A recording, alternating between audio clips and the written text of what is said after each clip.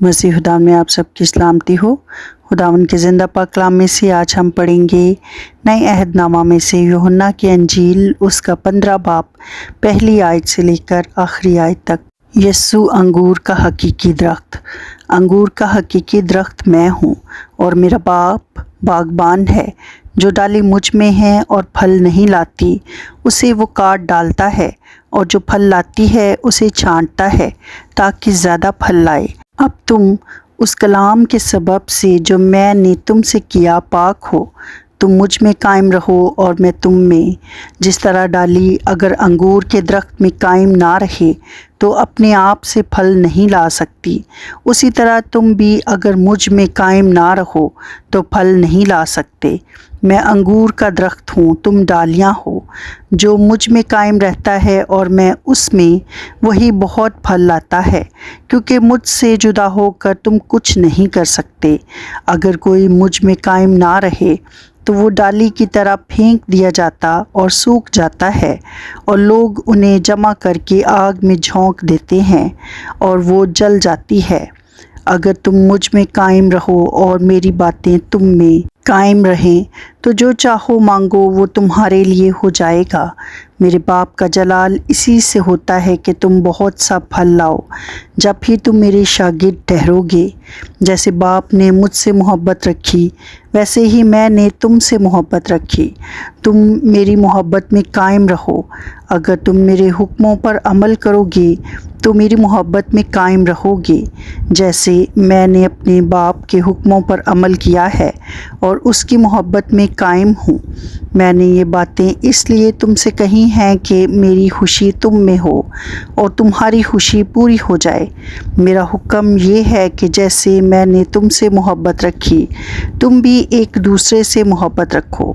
इससे ज़्यादा मोहब्बत कोई शख्स नहीं करता कि अपनी जान अपने दोस्तों के लिए दे दे। जो कुछ मैं तुमको हुक्म देता हूँ अगर तुम उसे करो तो मेरे दोस्त हो। अब से मैं तुम्हें नौकर ना कहूँगा, क्योंकि नौकर नहीं जानता कि उसका मालिक क्या करता है, बल्कि तुम्हें मैंने दोस्त कहा है, इसलिए कि जो बातें मैंने अपने बाप से सुनी वो सब तुमको बता दी। तुमने मुझे नहीं चुना बल्कि मैंने तुम्हें चुन लिया और तुमको मुकर्रर किया कि जाकर फल लाओ और तुम्हारा फल कायम रहे, ताकि मेरे नाम से जो कुछ बाप से मांगो वो तुमको दे। मैं तुमको इन बातों का हुक्म इसलिए देता हूँ कि तुम एक दूसरे से मोहब्बत रखो। दुनिया की अदावत। अगर दुनिया तुमसे अदावत रखती है तो तुम जानते हो कि उसने तुमसे पहले मुझसे भी अदावत रखी है। अगर तुम दुनिया के होते तो दुनिया अपनों को अजीज़ रखती, लेकिन चूँकि तुम दुनिया के नहीं बल्कि मैंने तुमको दुनिया में से चुन लिया है, इस वास्ते दुनिया तुमसे अदावत रखती है। जो बात मैंने तुमसे कही थी उसे याद रखो कि नौकर अपने मालिक से बड़ा नहीं होता। अगर उन्होंने मुझे सताया तो तुम्हें भी सताएंगे। अगर उन्होंने मेरी बात पर अमल किया तो तुम्हारी बात पर भी अमल करेंगे, लेकिन ये सब कुछ वो मेरे नाम के सबब से तुम्हारे साथ करेंगे, क्योंकि वो मेरे भेजने वाले को नहीं जानते। अगर मैं ना आता और उनसे कलाम ना करता तो वो गुनहगार ना ठहरते, लेकिन अब उनके पास उनके गुनाह का उज़र नहीं। जो मुझसे अदावत रखता है वो मेरे बाप से भी अदावत रखता है।